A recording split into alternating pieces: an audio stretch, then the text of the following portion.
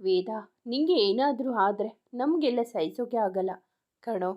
ನಮ್ಮದು ಬಿಡು. ಆ ಹುಡುಗಿನ ಯಾವಾಗಲೂ ನೆನಪಲ್ಲಿ ಇಟ್ಕೊಂಡು ಹುಷಾರಾಗಿ ಓಡಾಡು. ಪಕ್ಕದಲ್ಲಿದ್ದ ಹೆಂಡತಿ ಕಡೆ ನೋಡಿದ. ಕಣ್ಣುಗಳು ತುಂಬಿ ಬಂದಿದ್ದರೂ ಮುಖದಲ್ಲಿ ಕೋಪ ಕುಳಿತಿತ್ತು. ಆಯಿತು, ಹೋಗು, ರೆಸ್ಟ್ ಮಾಡು. ಶ್ರವಣ್ ನುಡಿದಾಗ ಎದ್ದು ಅಮ್ಮಂದಿರ ಪಕ್ಕ ಹೋಗಿ ಕುಳಿತ. ನನಗೆ ಏನಾಗುತ್ತೆ? ನಿಮ್ಮೆಲ್ಲರ ಪ್ರೀತಿ ಆಶೀರ್ವಾದ ನನ್ನ ಕಾಯುವಾಗ ನಾನು ಹುಷಾರಾಗೇ ಇರ್ತೀನಿ. ತಮಾಷೆ ಮಾಡಿದರೆ ಅಳ್ತೀರಾ? ನಿಮ್ಮ ಮಗ ಅಷ್ಟೊಂದು ವೀಕ್ ಅಲ್ಲ. ಅಳಬೇಡಿ ಅಂದಾಗ ಸ್ವಲ್ಪ ಸಮಾಧಾನ ಆದರೂ ಎಲ್ಲರಿಗೂ ನೋವು ನೀಡಿತ್ತು ಅವನ ಮಾತು. ಏನೊಂದು ಮಾತನಾಡದೆ ಎದ್ದು ಮೇಲೆ ನಡೆದಳು ಖುಷಿ. ಅಲ್ಲಿಂದ ಒಬ್ಬೊಬ್ಬರೇ ಎದ್ದು ಹೋದಾಗ ಅವನು ಮೇಲೆ ನಡೆದಿದ್ದ. ಮುನಿಸಿಕೊಂಡಿರೋ ಹೆಂಡತಿಯ ಕೋಪ ತಣಿಸುವ ಸಾಹಸ ಮಾಡಬೇಕಿತ್ತು ಈಗ.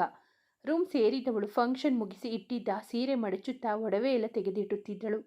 ಏನು ಮೇಡಮ್ಗೆ ಕೋಪ ಬಂದಿದೆ ಅನಿಸುತ್ತೆ, ಇಂದಿನಿಂದ ಬಳಸುತ್ತಾ ನುಡಿದ.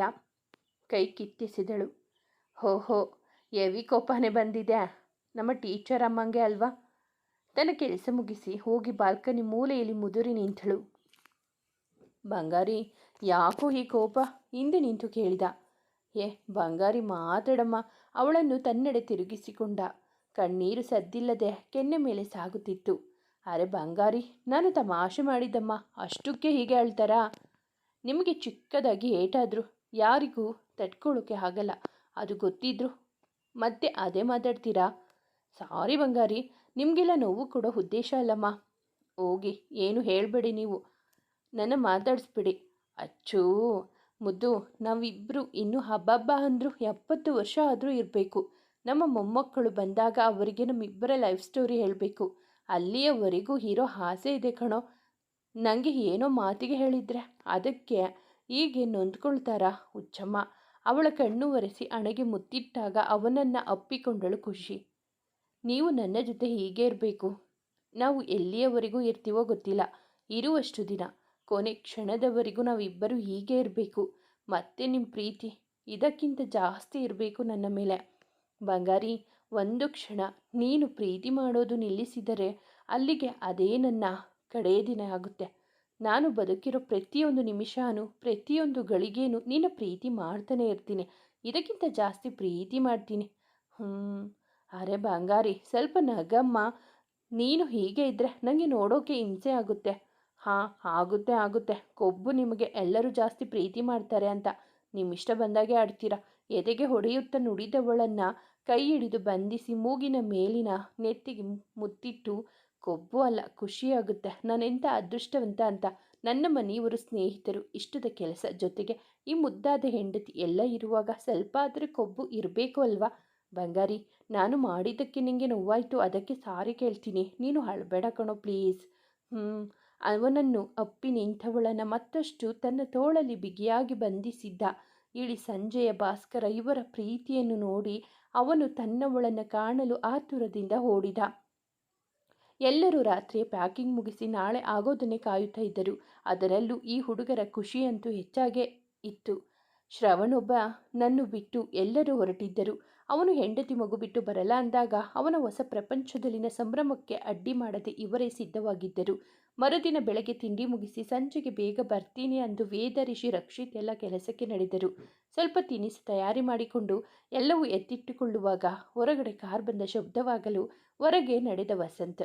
ಅವನಿಂದ ಬಂದಳು ಬಿಂದು. ಅಕ್ಕ ಅನ್ನುತ್ತಾ ಬಿಂದು ತೋಳಿಗೆ ಬಿದ್ದವಳನ್ನು ನೋಡಿದ ವಸಂತ್ ಖುಷಿಯಲ್ಲಿ ತೇಲಿದ್ದ. ಅವನ ಖುಷಿ ನೋಡಿ, ಮಗನೇ ನಾಟಕ ಮಾಡಿ ಕರ್ಸ್ಕೊಂಡು ಬಿಟ್ಟೆ ಅಲ್ವಾ ಅಂದ ಶಶಾಂಕು. ಹೋಗೋ ಅಂದವ ಅವಳ ಬಳಿ ಹೋಗಿದ್ದ. ಹಾಯ್, ಸೇಫಾಗಿ ಬಂದ್ಯಾ ಅಂದ ವಸಂತ್. ಅಂದಿತ್ತು ಹುಡುಗಿ ತಿಳಿಯಾಗಿ ನಕ್ಕು. ಎಲ್ಲರ ಬಳಿ ಕರೆತಂದ ಬಿಂದು. ಖುಷಿ, ಇವಳು ನಿನಗೆ ಗೊತ್ತಾಯ್ತಾ? ರಿಷಿ ಮದುವೆಗೆ ಬಂದಿದ್ಲು. ನೋಡಿದ್ದೀನಿ, ಆದರೆ ಅಷ್ಟು ಗೊತ್ತಿಲ್ಲ ಅಕ್ಕ. ಅಕ್ಕ, ನನಗೆ ನೀವು ಚೆನ್ನಾಗಿ ಗೊತ್ತು. ವೇದ ಭಾವ ಕೂಡ ಪರಿಚಯ ಇದ್ದಾರೆ. ಅವರು ಯಾರಿಗೆ ಗೊತ್ತಿಲ್ಲ ಹೇಳು, ಎಲ್ಲರಿಗೂ ಗೊತ್ತು ಅಂದಳು ನಗುತ್ತಾ ಖುಷಿ.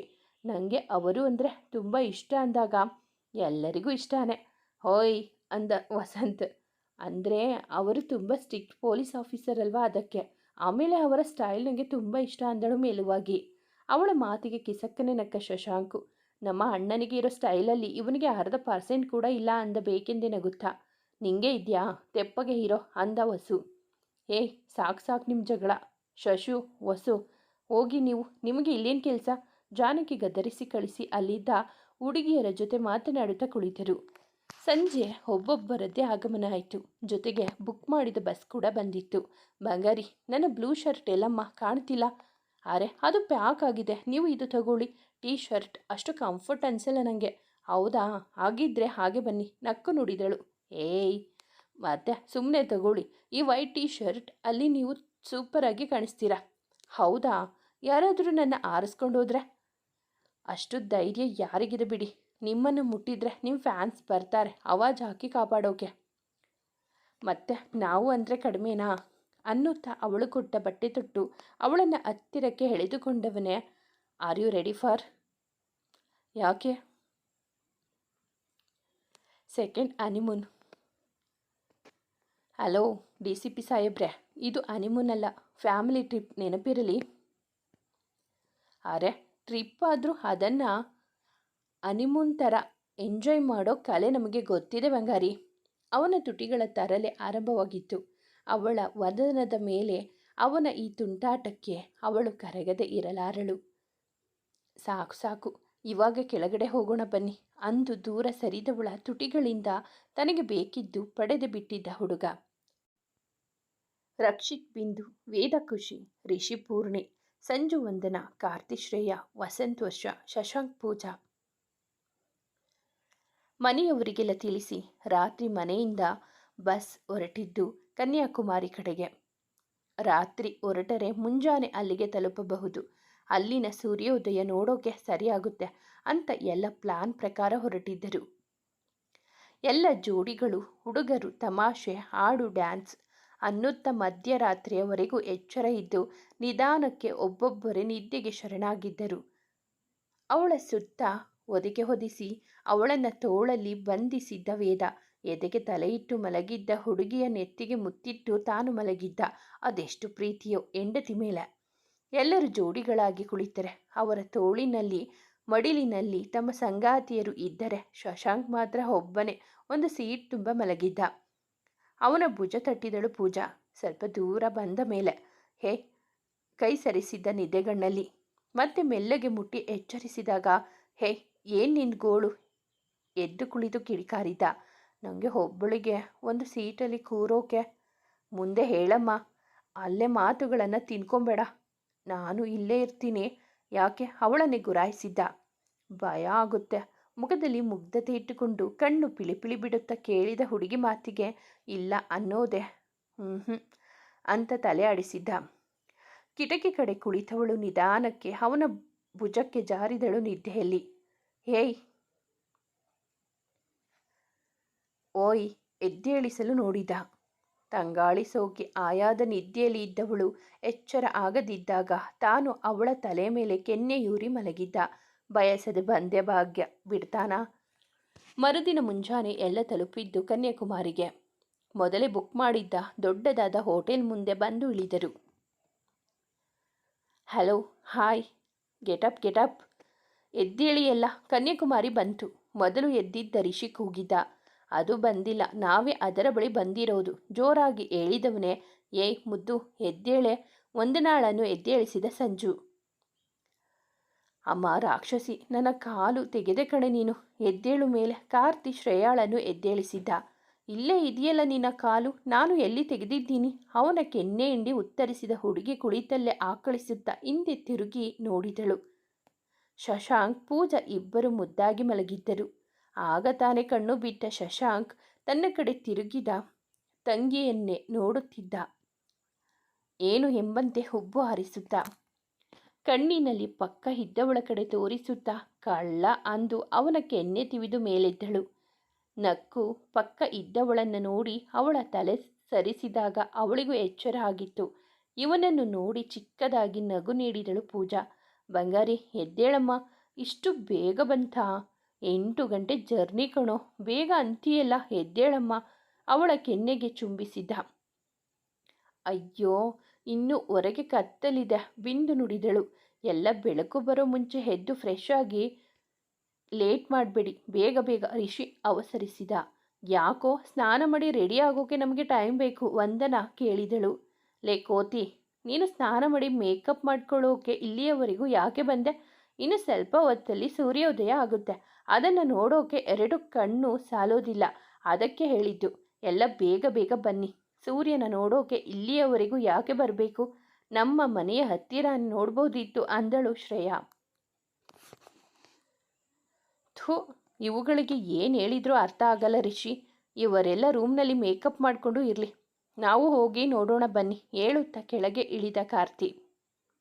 ಎಲ್ಲ ಒಬ್ಬೊಬ್ಬರೇ ಇಳಿದು ರೂಮ್ ಸೇರಿ ಫ್ರೆಶ್ ಆಗಿ ಹೊರಗೆ ಬಂದಿದ್ದರು. ಚುಮು ಚುಮು ಚಳಿಯಲ್ಲಿ ಎಲ್ಲರ ಪಯಣ ಸಾಗಿದ್ದು 3 ಸಾಗರಗಳು ಕೂಡುವ ಆ ಸುಂದರ ಪ್ರಸಿದ್ಧ ಸ್ಥಳಕ್ಕೆ. ಅಲ್ಲಿ ಆಗಲೇ ತುಂಬ ಜನ ನೆರೆದಿದ್ದರು. ಬಾನಲ್ಲಿ ಸೂರ್ಯ ಬರುವ ಸಮಯ. ಎಲ್ಲೆಡೆ ಅರಿಶಿನ ಕುಂಕುಮದ ರಂಗು ಚೆಲ್ಲಿತ್ತು. ಅಕ್ಕಿಗಳ ಕಲರವ ಜೊತೆಗೆ ಭೂಮಿ ತಾಯಿಗೆ ಕಿರಣಗಳ ಮೂಲಕ ಚುಂಬಿಸುವಂತೆ ಸಾಗರದ ಪೂರ್ವ ದಿಕ್ಕಿನಿಂದ ಮೇಲೆದ್ದು ಬಂದಿದ್ದ ಬಾನಸೂರ್ಯ. ಅಬ್ಬಾ, ಅದನ್ನು ನೋಡಲು 2 ಕಣ್ಣುಗಳು ಸಾಲದು. ಎಲ್ಲಿಂದಲೋ ಈ ಮನೋಹರ ದೃಶ್ಯ ನೋಡಲು ಬರುವ ಜನ ಬೆಳಗಿನ ಚಳಿ ಲೆಕ್ಕಿಸದೆ ಕಡಲ ದಡದಲ್ಲಿ ಕಾತರಿಸಿ ನಿಂತಿರುತ್ತಾರೆ. ತನ್ನವಳ ಅಂಗೈಯೊಳಗೆ ಕೈ ಸೇರಿಸಿ ಪ್ರಕಾಶಮಾನವಾಗಿ ಬಾನಿನಲ್ಲಿ ಮೂಡಿದ ನೇಸರನನ್ನೇ ನೋಡುತ್ತಾ ನಿಂತಿದ್ದ ಈ ನಮ್ಮ ಮುದ್ದು ಹುಡುಗ. ವಾವ್, ಗ್ರೇಟ್ ಎಕ್ಸ್ಪೀರಿಯನ್ಸ್ ವೇದ, ಅಮೇಝಿಂಗ್. ಉಸಿರಿದಳು ಖುಷಿ. ಪ್ರಕೃತಿ ಒಳಗಡೆ ಅಡಗಿರೋ ಪ್ರತಿಯೊಂದು ವಿಷಯ ಅದ್ಭುತ ಬಂಗಾರಿ. ಅದನ್ನು ಮನುಷ್ಯರು ಬದಲಾಗಿಸೋಕೆ ಆಗಲ್ಲ. ಅದರ ಸ್ಥಾನಕ್ಕೆ ಏನೇ ತಂದರೂ ಈ ಖುಷಿ ಸಿಗಲ್ಲ.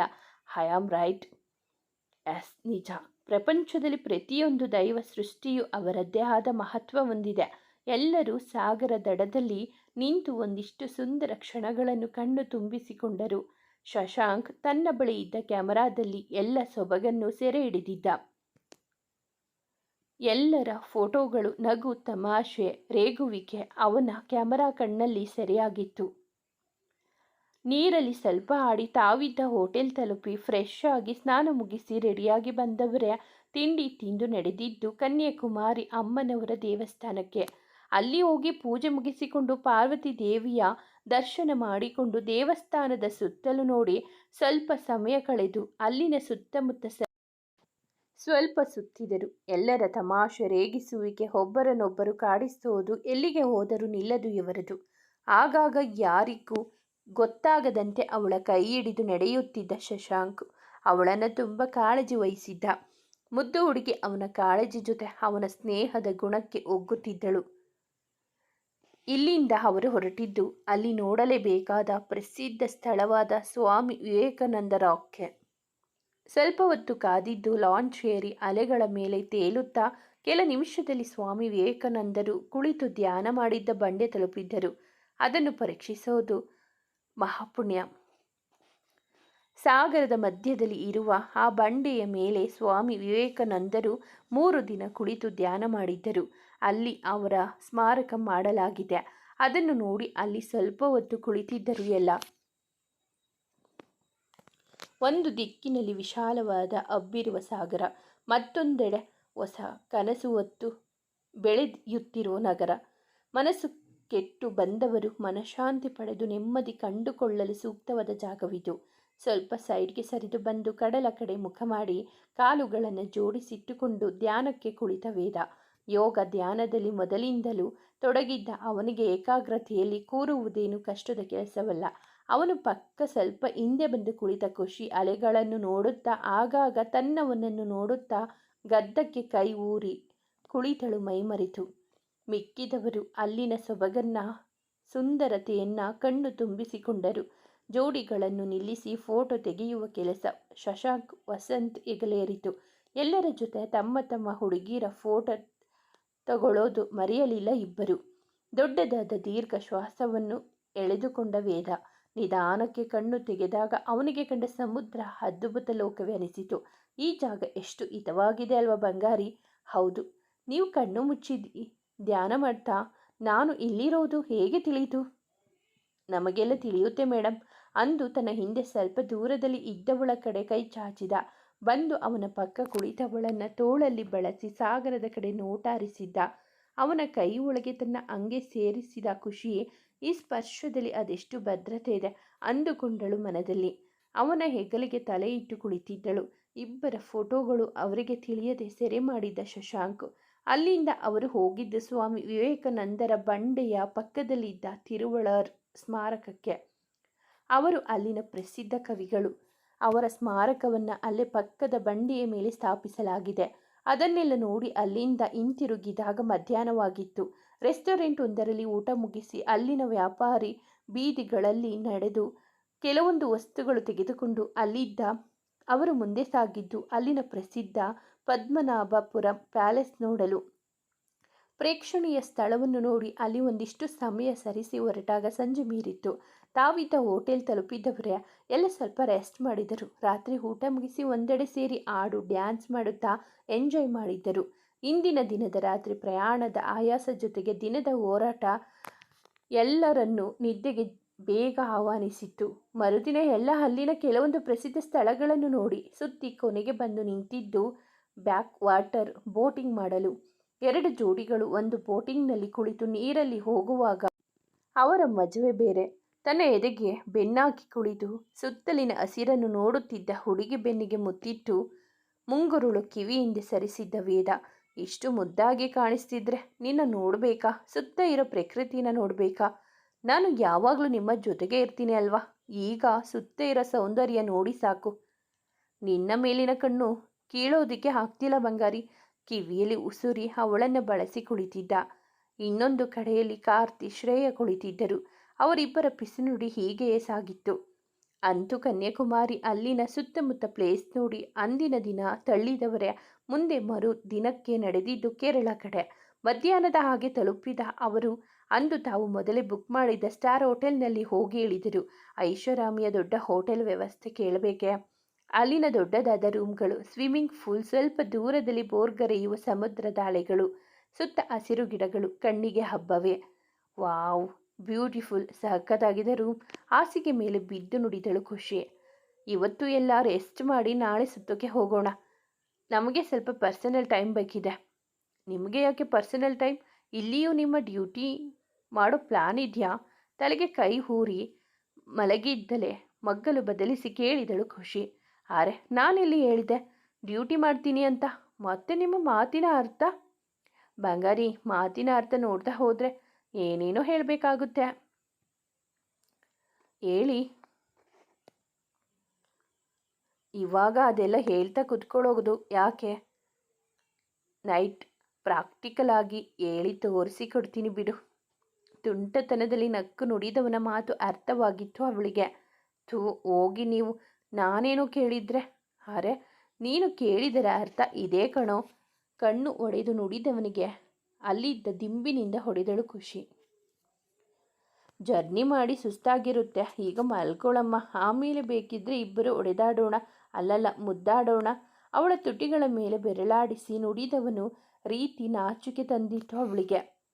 ವೇದ, ಹೋಗಿ ಅನ್ನುತ್ತಾ ಕುಳಿತಿದ್ದವನನ್ನು ಹಿಂದಕ್ಕೆ ಹಾಸಿಗೆ ಮೇಲೆ ತಳ್ಳಿ ಅವನೆದೆ ಮೇಲೆ ತಲೆ ಇಟ್ಟಳು ಖುಷಿ. ಅವಳ ತಲೆ ಸವರುತ್ತಾ ಮಲಗಿದ್ದ ಹುಡುಗನಿಗೆ ಅವಳ ಸಾಮೀಪ್ಯವೇ ಸಾಕು ಮೈ ಮರೆತು ಹೋಗಲು.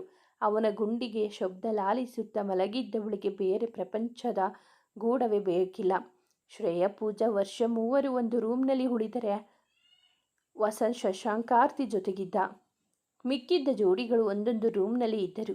ಫ್ರೆಶ್ ಆಗಿ ಕೆಂಪು ಬಣ್ಣದ ಲಾಂಗ್ ಸ್ಕರ್ಟ್ ಮೇಲೆ ಕಪ್ಪು ಬಣ್ಣದ ಟೀ ಶರ್ಟ್ ತೊಟ್ಟು ಹೊರ ಬಂದಳು ಪೂಜಾ.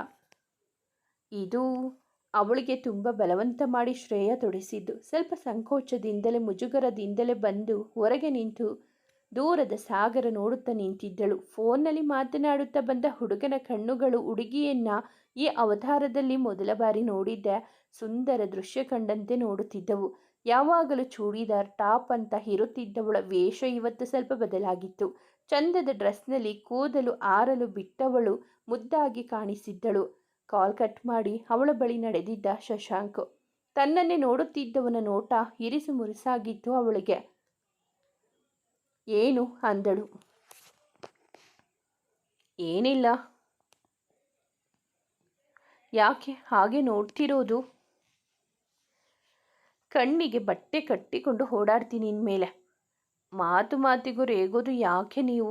ಮುಖ ಇಳೆಬಿಟ್ಟು ನುಡಿದಳು ಪೂಜಾ.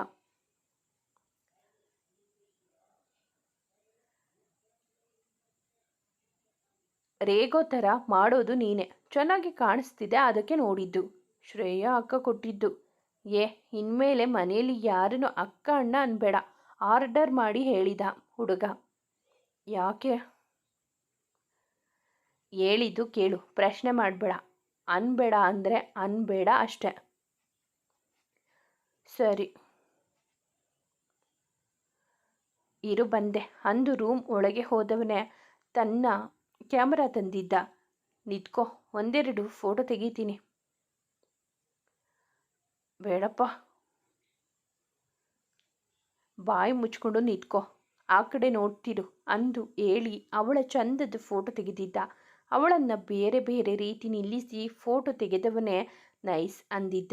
ಥ್ಯಾಂಕ್ಸ್ ಅಂದವಳ ಮುಖ ನೋಡಿ ತನ್ನ ಫೋನ್ನಲ್ಲಿ ಅವಳ ಜೊತೆ ನಿಂತು ಸೆಲ್ಫಿ ತೆಗೆದುಕೊಂಡವನ ರೀತಿಗೆ ಹುಡುಗಿ ಹೇಳೋದಾದರೂ ಏನು. ನಾನು ಹೋಗ್ತೀನಿ ಅಂದವಳ ಪಕ್ಕ ಇದ್ದವನನ್ನು ಸರಿಸಿ ನಿಲ್ಲದೆ ರೂಮ್ ಸೇರಿದಳು. ಲೂಸು, ಏನಾದರೂ ಮಾತಾಡೋಣ ಅಂದರೆ ಓಡೋಗ್ತಾಳೆ. ಗೊಣಗುತ್ತಾ ತನ್ನ ರೂಮ್ ಸೇರಿದ ಶಶಾಂಕ್. ಆ ರಾತ್ರಿ ಎಲ್ಲ ಹತ್ತಿರದ ಬೀಚ್ನಲ್ಲಿ ಹೋಗಿ ನೀರಲ್ಲಿ ಆಡಿ ಅಲ್ಲಿನ ಸ್ಟ್ರೀಟ್ ಫುಡ್ ತಿಂದು ಎಂಜಾಯ್ ಮಾಡಿದ್ದರು. ರಕ್ಷಿತ್ ಬಿಂದು ಕೈ ಹಿಡಿದು ಮರಳಿನಲ್ಲಿ ನಡೆದರೆ ಪೂರ್ಣಿ ರಿಷಿ ಜೊತೆ ನೀರಿನಲ್ಲಿ ಆಟ ಆಡುತ್ತಿದ್ದರು. ಸಂಜು ವಂದನಾ ಇಬ್ಬರು ಒಂದು ಕಡೆ ಕುಳಿತಿದ್ದರೆ ಮಿಕ್ಕವರೆಲ್ಲ ತಮ್ಮದೇ ಲೋಕದಲ್ಲಿ ಇದ್ದರು. ಆದರೆ ಅವರಿಬ್ಬರು ಮಾತ್ರ ಕೈ ಹಿಡಿದು ನಡೆದು ಸಾಗುತ್ತಿದ್ದರು. ಕತ್ತಲ ದಾರಿಯಲ್ಲಿ ನೀರಿನ ಶಬ್ದ ಜೊತೆಗೆ ಚಳಿ ಹೊತ್ತು ತರುವ ತಣ್ಣನೆ ಗಾಳಿ. ಅವಳ ಭುಜ ಬಳಸಿದ ಕೈಗಳ ಹಿಡಿತ ಬಿಗಿಯಾಗುತ್ತಲೇ ಇತ್ತು. ವೇದಾ, ಪ್ರೀತಿ ಅಂದರೆ ಏನು? ಏನು ಟೀಚರಮ್ಮ ಈ ಪ್ರಶ್ನೆ ಕೇಳ್ತಿದ್ದೀರಾ? ನಿಮಗೆ ಗೊತ್ತಿಲ್ವಾ? ಅವಳ ಮೂಗೆಳೆದಿದ್ದ. ಗೊತ್ತಿಲ್ಲ ಹೇಳಿ, ಪ್ರೀತಿ ಅಂದರೆ ಏನು? ಲವ್. ಅಬ್ಬಾ, ನನಗೆ ಗೊತ್ತೇ ಇರಲಿಲ್ಲ. ಮೂತಿ ತಿರುವಿ ಸ್ವಲ್ಪ ಸರಿದಳು ಅವನಿಂದ. ಇನ್ನಷ್ಟು ಹತ್ತಿರ ಎಳೆದುಕೊಂಡ. ಪ್ರೀತಿ ಅಂದರೆ ಹೇಗೆ ಹೇಳೋದು? ಇಡೀ ಪ್ರಪಂಚವನ್ನೇ ಆಳುವ ಏಕೈಕ ಪದ ಪ್ರೀತಿ. ನಂಬಿಕೆಯೇ ಅದರ ಜೀವಾಳ, ನಿಸ್ವಾರ್ಥವೇ ಅದರ ಇನ್ನೊಂದು ಮುಖ. ಎಲ್ಲವನ್ನು ಗೆದ್ದವನು ಪ್ರೀತಿ ಮುಂದೆ ಸೋಲ್ತಾನೆ. ಪ್ರೀತಿಯಲ್ಲಿ ಗೆದ್ದವನು ಜಗತ್ತಿನಲ್ಲಿ ಶ್ರೀಮಂತನಾಗಿ ಬಾಳ್ತಾನೆ.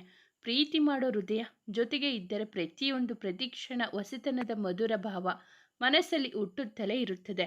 ನೀವು ನನ್ನ ಎಷ್ಟು ಪ್ರೀತಿ ಮಾಡ್ತೀರಾ ಬಂಗಾರಿ? ಪ್ರೀತಿನ ಅಳತೆ ಮಾಡೋಕೆ, ಆಕಾರ ನೀಡೋಕೆ, ನಿರ್ದಿಷ್ಟವಾಗಿ ಹೇಳೋಕೆ ಬರಲ್ಲಮ್ಮ. ಅದು ಉಸಿರೊಳಗೆ ಬೆರೆತು ಹೋಗುತ್ತೆ. ಎಲ್ಲಿ ಕಳೆದೋಗ್ತೀವೋ ಅನ್ನೋ ಭಯದಲ್ಲಿ ಅಡಗಿರುತ್ತೆ. ಕಾಪಾಡಿಕೊಳ್ಳುವ ಕೈಗಳಲ್ಲಿ ಇರುತ್ತೆ. ಕಣ್ಣಿನ ಆಳದಲ್ಲಿ ನೆಲೆಸಿರುತ್ತೆ. ಹೃದಯದ ಬಡಿತವಾಗಿ ಇರುತ್ತೆ. ಇಷ್ಟೇ. ಪ್ರೀತಿ ಮಾಡ್ತೀನಿ ಅಂದರೆ ಅದು ತಪ್ಪಾದಿತ್ತು. ನನ್ನ ಕೊನೆಯ ಉಸಿರು ನಿಂತು ಮಣ್ಣಲ್ಲಿ ಈ ದೇಹವನ್ನು ಮುಚ್ಚಿದಾಗ ಪ್ರೀತಿ ಕೊನೆಯಾಗಬಹುದೇನೋ. ಬದುಕಿರೋ ಕೊನೆ ಕ್ಷಣದವರೆಗೂ ನೀನು ನನ್ನೊಳಗೆ ಇರ್ತೀಯ. ನನ್ನ ಜೀವಂತಿಕೆಯೇ ನೀನು. ಜೆಲಸಿ, ಪೊಸೆಸಿವ್ನೆಸ್, ಜಗಳ ಎಲ್ಲ ಪ್ರೀತಿಯ ಇನ್ನೊಂದು ಮುಖವಂತೆ, ಹೌದಾ? ಹೌದು. ನಂಬಿಕೆ, ಪ್ರೀತಿ, ಗೌರವ ಒಂದು ಮುಖವಾದರೆ ಜಗಳ, ಜೆಲಸಿ, ಪೊಸೆಸಿವ್ನೆಸ್ ಅದರ ಇನ್ನೊಂದು ಮುಖ. ಅದು ಇದ್ದರೇನೆ ಪ್ರೀತಿ ಇಷ್ಟು ಗಟ್ಟಿ ಅಂತ ಗೊತ್ತಾಗೋದು. ಅವನ ಎದೆಗೆ ಪುಟ್ಟದಾಗಿ ಮುತ್ತಿಟ್ಟಳು ಖುಷಿ. ಸಾರಿ ಅಂದಳು ಮೆಲುವಾಗಿ. ಯಾಕೆ ಈಗ ಈ ಸಾರಿ? ಸುಮ್ಮನೆ ತುಂಬ ತಪ್ಪು ಮಾಡಿದ್ದೀನಿ, ನಿಮ್ಮನ್ನು ಸರಿಯಾಗಿ ಅರ್ಥ ಮಾಡಿಕೊಳ್ಳದೆ. ಬಂಗಾರಿ, ನಿನ್ನ ತಪ್ಪು ತಿಳುವಳಿಕೆಗೆ ನಾನೇ ತಾನೇ ಕಾರಣ. ಬಿಟ್ಟು ಬಿಡೋ, ಅದನ್ನು ಮತ್ತೆ ನೆನೆಸ್ಕೊಬೇಡ. ಆದರೂ ನೀವು ಪ್ರೀತಿಸೋ ಪರಿಚಂದ. ಚಂದವಾಗಿ ನಕ್ಕು ನುಡಿದಿತ್ತು ಹುಡುಗಿ. ಹೌದಲ್ಲ, ನನ್ನ ಹೆಂಡತಿಯನ್ನು ಅದ್ಭುತವಾಗಿ ಪ್ರೀತಿ ಮಾಡೋದು ನನ್ನ ಮುಖ್ಯ ಕೆಲಸ. ಅದನ್ನು ಸರಿಯಾಗಿ ಮಾಡ್ತಿದ್ದೀನಿ ವೇದಾ. ನನಗೆ ಪುಟ್ಟ ವೇದ ಬೇಕು, ಮುದ್ದಾಗಿ ಕೇಳಿದಳು ನಸು ನಾಚುಕೆಯಿಂದ. ಅರೆ, ಮೊದಲು ಪುಟ್ಟ ಟೀಚರಮ್ಮ ಬರಲಿ, ಆಮೇಲೆ. ಇಲ್ಲ, ವೇದಾನೇ ಬೇಕು. ಸರಿ, ಯಾವುದೇ ಆದರೂ ಇನ್ನೊಂದಕ್ಕೆ ಮತ್ತೆ ಪ್ರಯತ್ನ ಮಾಡಲೇಬೇಕು ಅಲ್ವಾ? ನಿನ್ನ ಆಸೆಯಂತೆ ಆಗಲಿ. ಕಣ್ಣು ಒಡೆದಿದ್ದ ನುಡಿಯುತ್ತ. ಅಯ್ಯೋ, ನಾವು ತುಂಬ ಮುಂದೆ ಬಂದಿದ್ದೀವಿ, ಬನ್ನಿ ಹೋಗೋಣ. ಹಿಂತಿರುಗಿದಳು. ಹೋಗಲು ಕತ್ತಲು ರಸ್ತೆಯಲ್ಲಿ ನಡು ರಾತ್ರಿಯಲ್ಲಿ ನಿಂತಿದ್ದವ ಅವಳನ್ನು ಹತ್ತಿರಕ್ಕೆ ಎಳೆದುಕೊಂಡು ಅಪ್ಪಿಕೊಂಡಿದ್ದ ಗಟ್ಟಿಯಾಗಿ. ಎಷ್ಟು ಪ್ರೀತಿ ಮಾಡ್ತೀರಾ ಅಂತ ಕೇಳಿದ್ದೆ ಅಲ್ವಾ? ಈಗ ಹೇಳ್ತೀನಿ ಕೇಳು. ಬೊಗಸೆಯಲ್ಲಿ ಅವಳ ಮುಖವಿಡಿದು ನೋಡುತ್ತಾ ಅವಳ ಕಣ್ಣುಗಳಲ್ಲಿ ನೋಟವಿಟ್ಟಿದ್ದ. ನಿನ್ನ ಮೇಲಿನ ಪ್ರೀತಿ ಅರ್ಧ ಕ್ಷಣ ಮರೆತರೂ ಆ ಕ್ಷಣ ಈ ಹೃದಯದ ಬಡಿತ ಏರುಪೇರಾಗಿ ನಿಂತೇ ಹೋಗುತ್ತೆ. ಅಷ್ಟು ಪ್ರೀತಿ ಇದೆ. ಇನ್ನು ಬೆಳೆಯುತ್ತಲೇ ಹೋಗುತ್ತೆ, ಹೆಚ್ಚುತ್ತಲೇ ಹೋಗುತ್ತೆ ಬಂಗಾರಿ. ಐ ಲವ್ ಯು ಕಣೋ. Please stay in my life. You are my heartbeat. You are my world. Love you the most. Love you till moon and back. ಹಣೆಗೊಂದು ಮುತ್ತಿಟ್ಟು ನುಡಿದಾಗ ಕಣ್ಣುಗಳು ತಿಳಿಯದೆ ತುಂಬಿ ಬಂದಿದ್ದವು ಅವಳಿಗೆ. ಚಂದ್ರನ ಬೆಳಕಲ್ಲಿ ಹೊಳೆಯುವ ಮೂಗುತಿ ಮೇಲೆ ಮುತ್ತಿಟ್ಟು ಅವಳ ತುಟಿಗಳಿಗೆ ಮೃದುವಾಗಿ ಚುಂಬಿಸಿದ್ದ. ಅದರ ಸವಿ ಹೀರುವಂತೆಯೂ ಬಂಧಿಸಿದ್ದ. ಮಾತುಗಳೇ ಬರ್ತಿಲ್ಲ ನನಗೆ. ಅದೆಷ್ಟು ಹೊತ್ತಿಗೆ ನುಡಿದಳು ಕೆನ್ನೆ ಮೇಲಿದ್ದ ಅವನ ಅಂಗೈಗಳನ್ನು ಸ್ಪರ್ಶಿಸಿ. ನೀನು ಮಾತನಾಡದೇ ಇದ್ದರೂ ನನಗೆ ಅರ್ಥ ಆಗುತ್ತೆ. ಅಲ್ಲಿಂದ ಮತ್ತೆ ಇಬ್ಬರು ನಡೆದಿದ್ದು ಹೋಟೆಲ್ ಸಮೀಪಕ್ಕೆ. ಎಲ್ಲೋಗಿದ್ರಿ ನೀವು? ನಾವು ಎಲ್ಲ ಕಡೆ ಹುಡುಕಿ ಸಾಕಾಯ್ತು, ಋಷಿ ಕೇಳಿದ. ಸುಮ್ಮನೆ ಒಂದು ವಾಕ್ ಹೋಗಿದ್ವಿ. ದಾರಿ ತುಂಬ ಮುಂದೆ ಸಾಗಿತ್ತು. ಸೇಫಾಗಿ ಬಂದ್ರಲ್ಲ, ಭಯ ಆಗಿತ್ತು. ಸರಿ ಬನ್ನಿ ಊಟ ಮಾಡೋಣ. ಎಲ್ಲ ಒಳಗೆ ಹೋಗಿದ್ದಾರೆ. ಕಾರ್ತಿ, ವೇದ, ರಿಷಿ, ಖುಷಿ ನಡೆದರು ಒಟ್ಟಿಗೆ. ಎಲ್ಲರ ಮಾತಿನ ನಡುವೆ ಊಟ ಮುಗಿದಿತ್ತು. ಕುಳಿತು ಒಂದಿಷ್ಟು ಮಾತಾಡಿ ರೂಮ್ ಸೇರಿದವರಿಗೆ ಸವಿಯಾದ ನಿದ್ದೆ. ಎಲ್ಲ ಜೋಡಿಗಳು ಹನಿಮೂನ್ ಅನ್ನೋ ಫೀಲ್ನಲ್ಲಿದ್ದರು. ಅದನ್ನು ಎಂಜಾಯ್ ಮಾಡುತ್ತಾ ಖುಷಿ ಕ್ಷಣಗಳನ್ನು ಅನುಭವಿಸುತ್ತಿದ್ದರು. ಮುಂದುವರಿಯುವುದು. ಸ್ನೇಹಿತರೆ, ಈ ಕಥೆ ನಿಮಗೆ ಇಷ್ಟವಾಗಿದ್ದರೆ ದಯವಿಟ್ಟು ಒಂದು ಲೈಕ್ ಮಾಡಿ, ನಮ್ಮ ಚಾನಲನ್ನು ಸಬ್ಸ್ಕ್ರೈಬ್ ಆಗಿ, ಪಕ್ಕದಲ್ಲಿರುವ ಬೆಲ್ ಬಟನ್ ಕ್ಲಿಕ್ ಮಾಡಿ, ನಿಮ್ಮ ಫ್ರೆಂಡ್ಸ್ ಆ್ಯಂಡ್ ಫ್ಯಾಮಿಲಿಗೆ ಕಥೆಯನ್ನು ಶೇರ್ ಮಾಡಿ. ನಿಮ್ಮ ಅನಿಸಿಕೆ ಅಭಿಪ್ರಾಯವನ್ನು ಕಾಮೆಂಟಲ್ಲಿ ತಿಳಿಸಿ. ಕಥೆಯನ್ನು ಕೇಳಿದ್ದಕ್ಕಾಗಿ ಧನ್ಯವಾದಗಳು.